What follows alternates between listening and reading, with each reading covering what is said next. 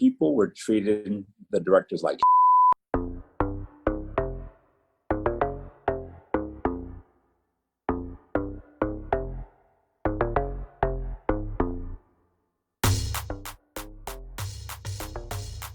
Maurice Marable has been influencing some of the biggest television moments for years. The veteran TV producer, who also is a director, has been the force behind some of HBO's larger and most successful projects, 6 Feet Under, Veep, Sex and the City, and more. And now he's cranking everything all the way up. Since 2017, he's been directing television like BET's The Game, It's Always Sunny in Philadelphia, Insecure, and The Last OG. And for his most recent project, he once again takes on a producer-director role, and it's, well, amazing. Now streaming on Hulu is Woke, which stars Lamorne Morris. We chat. So where did the dream begin for you to become a filmmaker? You know, when I was a kid, you know, I know now it's not all professional. When I was a kid, when I was young, I loved TV. I loved movies. I loved commercials. And, you know, and to me, it was just like this little magic box. I didn't know how stuff got there. You know, I had my heroes and favorite things, but I didn't know how those things were made. But to cut a long story short, when it was time to go to college, and my parents go, so what are you going to do? And I was like, you know what? I want to make commercials. I want to do something creative like that. And my dad was like, what? Hell, no. Pick something else. So I went to school for accounting. And I went to Georgia State. I went to Savannah State first for a year. And then I went to transfer to Georgia State University in Atlanta. And I hated it. I hated it. And I dropped out of college and I joined the Air Force. But then I found myself 2.5, 3 years later in the desert, doing a desert war. And that's when you go, what do I really want to do with my life? And also at the time, Spike Lee was so present. Yeah. And he was so loud and he was talking about our stories and who we are. And it showed me what a director was. And I became enamored. And I got out of the military and I went back to school. I went to film school and I went to Georgia State University. And literally Spike Lee came to town to produce a movie in Atlanta. And I begged to get on this movie. And again, he was just producing it. He wasn't directing it. And I literally went up there every day. And they were like, we don't have any jobs. And then finally, one of the producers said, hey, do you want to be my intern? And I didn't care. I'd give anybody coffee to be near a movie set. Like, you know, I didn't, and I worked on that job and I dropped out of school again. What was your first sign of success? For me, it really was when I got to HBO. Mm-hmm. And, you know, I started off at HBO as a production manager in creative services. And in about a year and a half, I became the creative director overseeing promo and content for originals and films. At that moment, I felt like, wow, that I made it. Something happened in the last, I feel like 2 years, like a major shift in your career.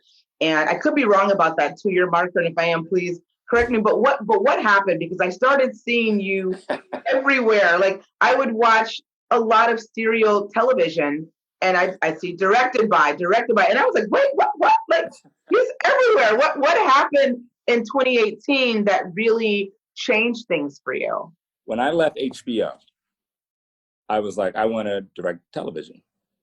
And HBO was very, very helpful in helping me get an agent. I was signed at ICM. So when you're a new director, you go out to these shows and you shadow directors and you try to see what the process is like. And what happened was I was sitting there and I'm watching these directors and I'm in these big productions and people were treating the directors like shit behind their back, right? What? Behind their back. Oh my gosh. Ugh.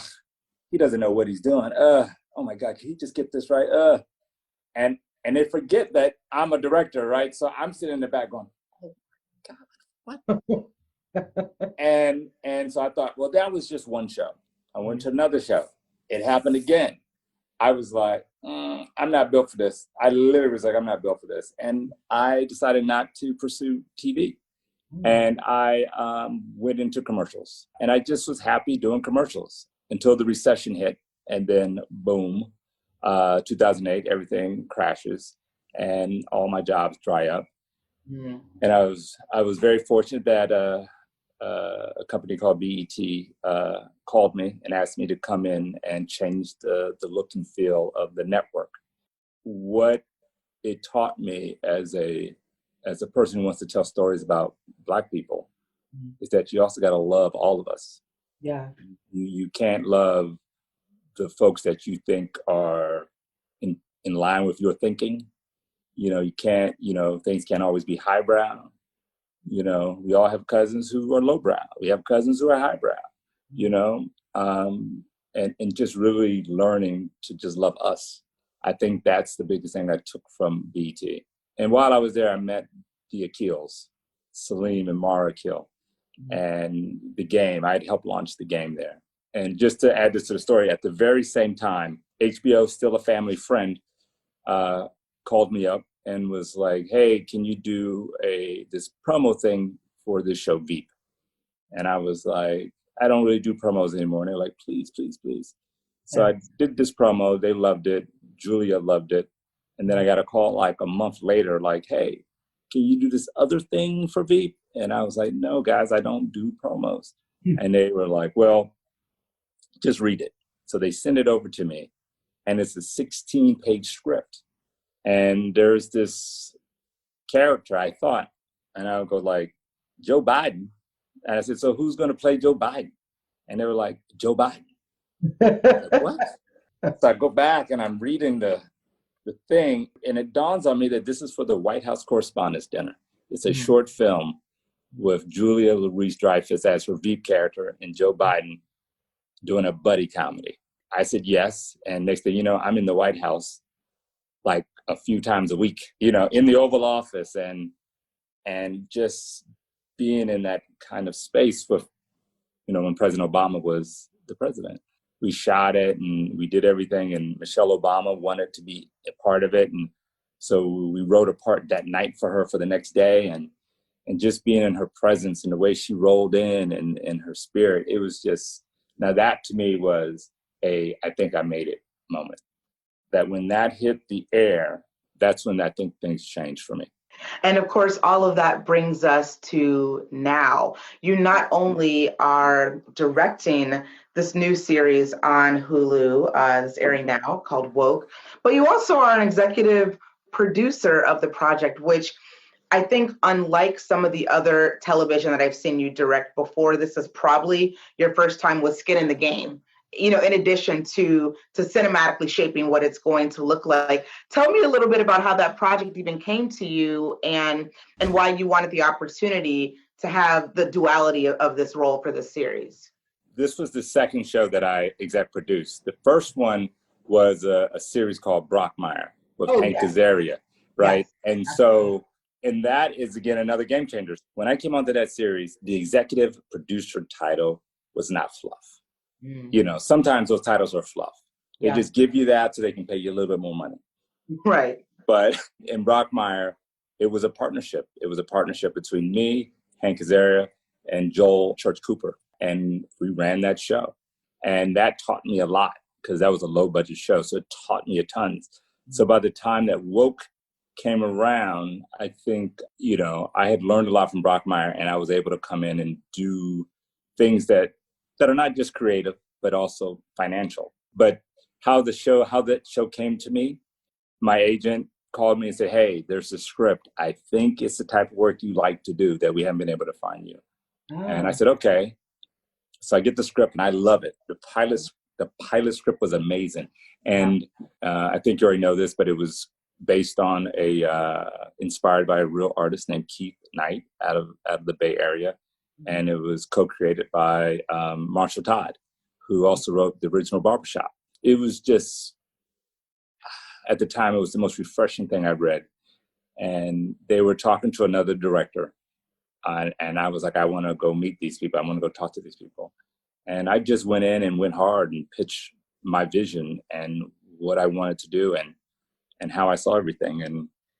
And I think the universe just made sure that it was going to be my project. Is it that you've been specifically looking to tell from the beginning a Black story, a story that, let's help me fill in the blank here, but what is it that you were looking for that maybe you weren't finding before? I mean, Black creatives in Hollywood can get marginalized very quickly, meaning a lot of low-hanging fruit.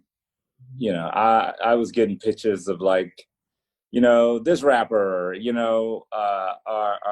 it's always a struggle. It's always struggle stories, and good scripts in general are hard to come by. And so this came, and it was the first time that I saw, okay, this is a quirky, weird brother. Yeah. And then on top of that, there is the police situation, and then there's racism. And it was done in a way that made me laugh. This person he was broke, but he was middle class broke. He was an artist who likes punk. And I know all those people. I have a lot of punk friends, Afro punk. I mean, we can go on, but we never just see those types of characters. And I just identified. I've always felt like the weird kid.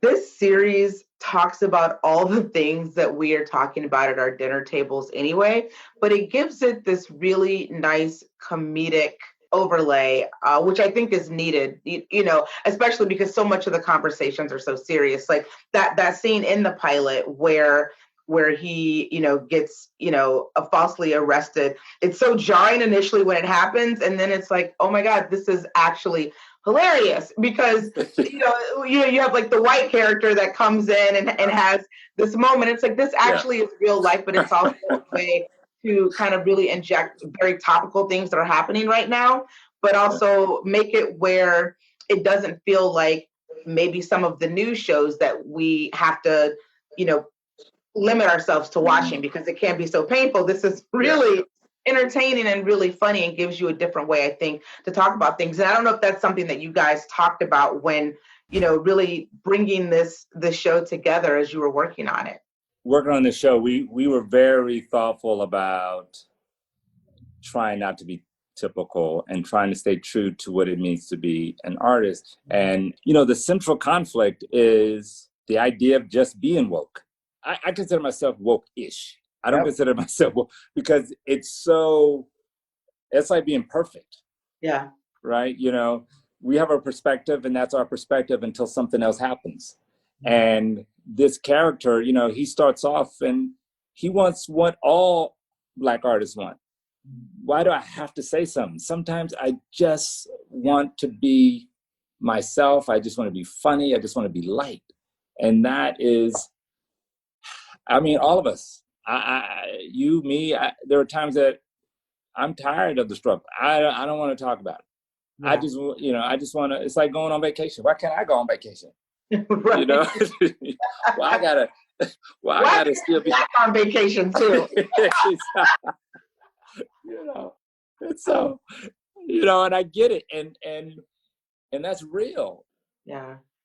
Man, well, this is really just a great series. Like I said, I really enjoyed it. And I know that everyone watching is enjoying it too. It brings levity to all of the things that we're experiencing about and all the things that, quite frankly, summer of 2020, felt very much centered around, but it's giving us just a light departure, but also continuing that conversation too, which I think is the mark of some really great work. Thank you so much. Oh, you're very, very, I just want to say one thing. It is a comedy.